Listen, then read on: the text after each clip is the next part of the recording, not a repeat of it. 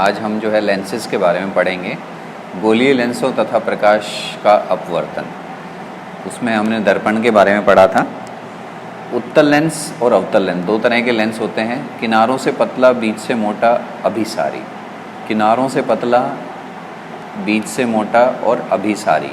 तो ये तो हमारा लेंस की आकार हो गई, किनारों से पतला, बीच से मोटा। और अभिसारी का मतलब क्या होता है, इसमें से जो भी रेखाएं होंगी वो इसमें से गुजरने के बाद वो सभी एक बिंदु फोकस के ऊपर जाके मिलती हैं। ठीक है।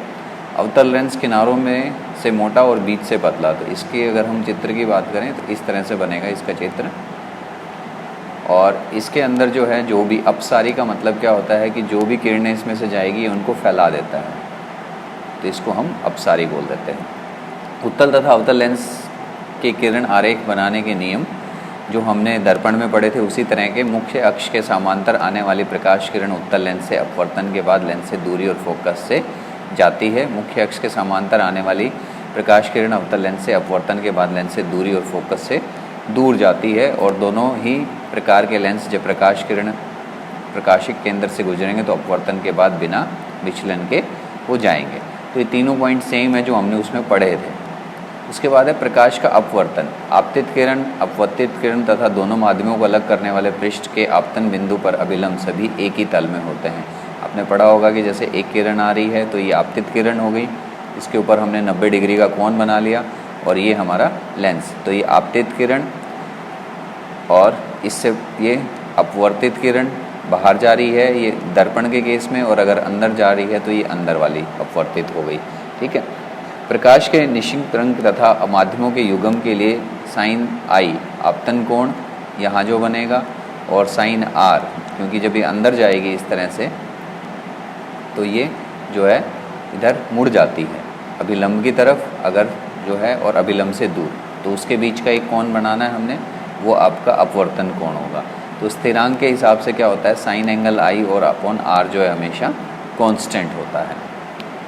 उसके बाद लेंस सूत्र की अगर हम बात करें तो लेंस सूत्र के अंदर आप देखोगे I V minus I U equals to 1/f। वहाँ पे प्लस था, यहाँ पे माइनस आ गया।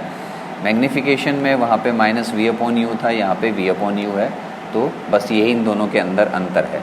लेंस की क्षमता जिसको कि पावर हम कहते हैं, F इजिकल टू फोकस दूरी मीटर में क्षमता जब निकालनी है तो क्षमता का मात्रक डायप्टोर होता है D, इसको हमें ध्यान में रखना है।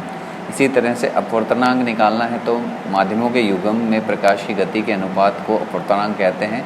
एक माध्यम में प्रकाश की गति से जिस माध्यम के साथ कंपैरिजन करना है उससे हम उसको भाग कर देंगे, तो ये हमारा अपवर्तनांक जो है स्मॉल n। निरपेक्ष अपवर्तनांक यदि माध्यम एक वायु है जिसके अंदर 3 की 10⁸ मीटर प्रति सेकंड हमें रफ्तार लेनी होती है, तो माध्यम 2 में अपवर्तनांक निकालना है तो उसमें आप उसको भाग करना है। c की वैल्यू हमेशा यही लेंगे हम उसके अंदर। उत्तल और अवतल लेंस के विभिन्न वस्तु विभिन्न स्थितियों के लिए विम की स्थिति और ये सब जो है आप NCERT की किताब में उनके चित्र देख लेंगे। प्रश्न उत्तर जो है अभ्यास की अगर हम बात करें, पहला प्रश्न क्या है हमारा, उत्तल लेंस के लिए वस्तु के समान आकार का प्रतिबिंब प्राप्त करने के लिए वस्तु को कहाँ रखना चाहिए। तो फोकल लंबाई के दुगने पर अगर हम फोकस के डबल 2f पर रखेंगे तो जितना हमारा जो है वस्तु है उसकी छवि भी उतनी ही होगी। ठीक है ना, छवि वास्तविक वस्तु के समान आकार की होगी लेकिन उल्टी होगी, ये जरूर ध्यान में रखना है हमें। यदि किसी लेंस की फोकस दूरी +15 तो लेंस का प्रकार लिखो। यहाँ पे जो है क्योंकि फोकस दूरी धनात्मक है तो लेंस का प्रकार क्या होगा, उत्तल लेंस होगा। निम्न में से किसका उपयोग लेंस बनाने के लिए नहीं किया जा सकता, जल, प्लास्टिक, कांच या क्ले मिट्टी। क्ले मिट्टी का नहीं किया जा सकता, क्यों नहीं किया जा सकता इसमें आप पढ़ लेना।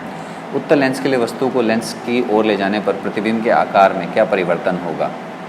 तो इसमें जब हम उसको लेंस की तरफ लेके जाएंगे, जैसे जैसे वस्तु को अनंत से उत्तल लेंस की ओर लाया जाएगा छवि का आकार बढ़ता जाता है तथा वस्तु अनंत से पर होती है तो बिंदु आकार जैसे जैसे पास लेके आएंगे छवि दूर जाएगी और उसका आकार बढ़ता जाएगा।